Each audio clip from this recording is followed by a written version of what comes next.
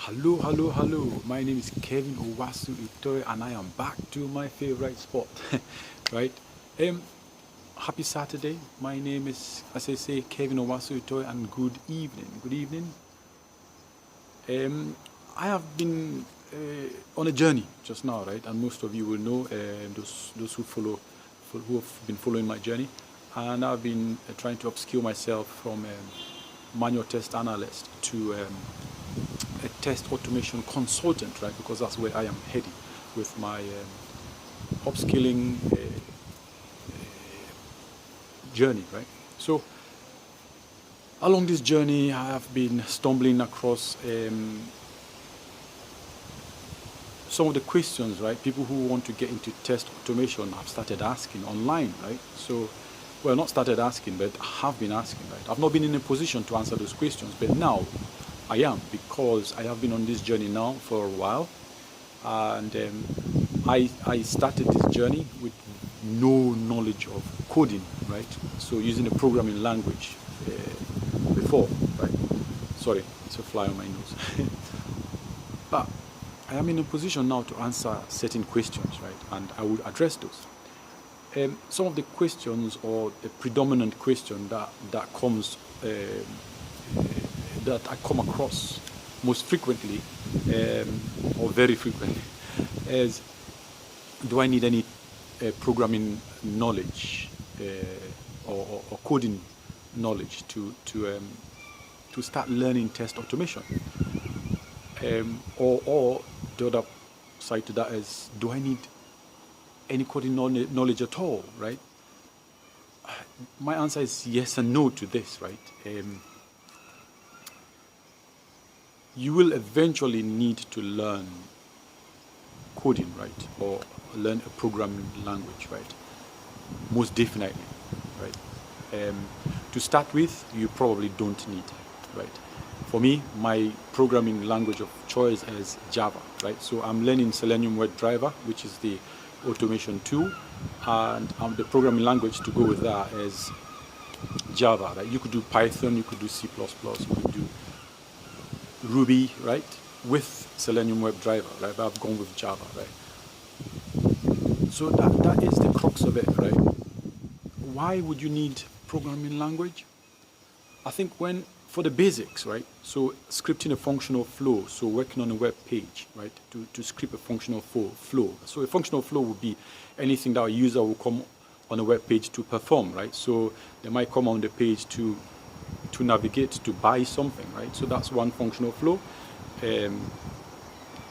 So for a basic flow, you would probably not need to use, you need very limited programming knowledge or very limited coding knowledge, right? But once you've started, so this is just to do a single functional flow, right? Once you started amassing those functional flows and you want to form a journey, right? A journey that user coming on that page, the journey for a multiple functional flows now, right? In order to optimize those multiple functional flows, right, you need to know a programming language, right? So a single flow could be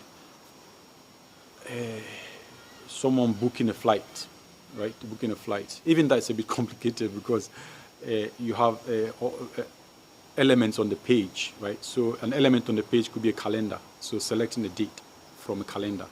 Now, usually, sometimes that is tricky, right? So that's a little bit of a more trickier operation to carry out, right?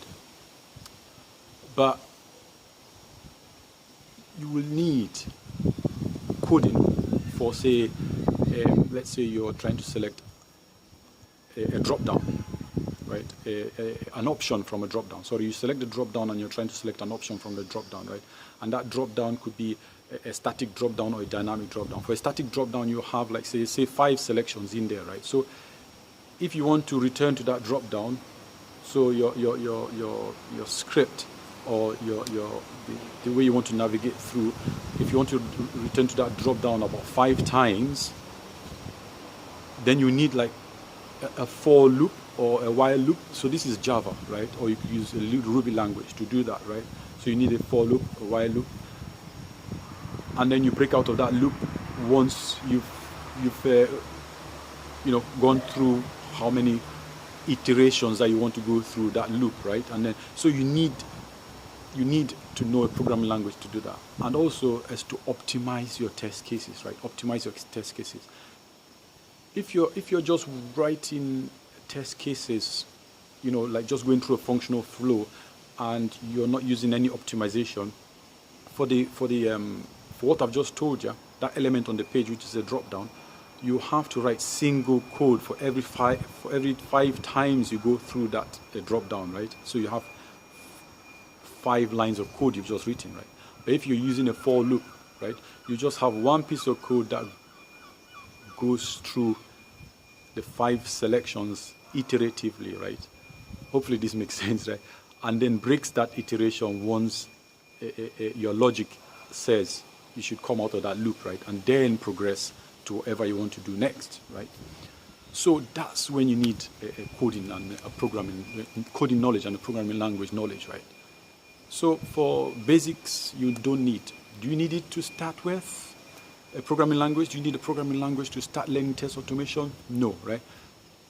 So for me, right, as I said, I started with no programming knowledge, right? And I did that for a purpose, exactly to answer this question, right? And I still haven't done a programming language. I will eventually do a programming language. I've taught myself the whole spectrum of scripting using test automation, right? Scripting using test automation. I've been through iterations, I've been through for loops, I've been through while loops, I've been through alerts and all of it, right? And I have done this without knowing a programming language, right? You can do it, right?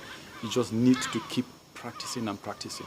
But you will eventually need to go back and learn a programming language, and especially when you come to do setting up an automation tests framework, right? Which now brings together all your tests into a framework where you use your framework to do reporting for your tests. When you're reporting for your test, running a test from a framework. So the framework allows you to run multiple tests, so 100 up to 1,000 tests at once, right? And reporting, as I've said, and error debugging and all that stuff, right? So that framework does that, right? So I hope that's answered the question. It's a long-winded answer, but hopefully, if not left anything out. To start with, you don't probably need to know a programming language or coding knowledge, but once you've got into it and you want to go deep and make a career of it, you definitely, or use it in your workplace just now, switch from manual to a test automation engineer, then you need to learn a programming language, right? So you need to know a programming language. You don't need it to start, right? So just start doing your test automation, right? Pick a tool, pick a language, and it will come, right? The main crux of it is you need to know how to select elements on a page, right? So, and then work from a library, a library where the library holds your already written code, right? So for Java, is jar files. Now the jar files are held in the library, and that library already has what you need, So you just select from your library, and then you also know how to select an element on the page, and you combine those, and that's you already doing some test automation, right? Or writing automating test scripts. And that's it, right? So my name is Kevin Owasu Itoe. Hopefully that's rounded up in a nice way.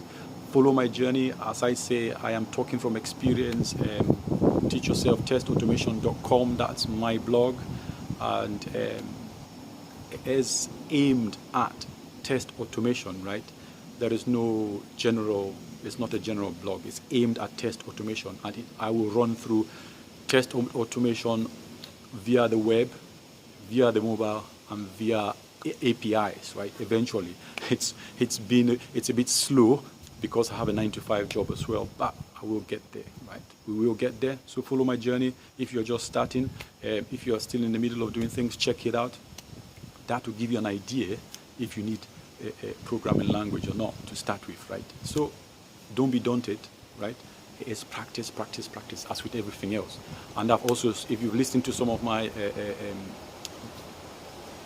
my videos I've put out as well, learning, right? Learning is continuous. We have to get into a habitual learning, right? So again, my name is Kevin Owasu Itoe. Hopefully I've answered your question. Signing out.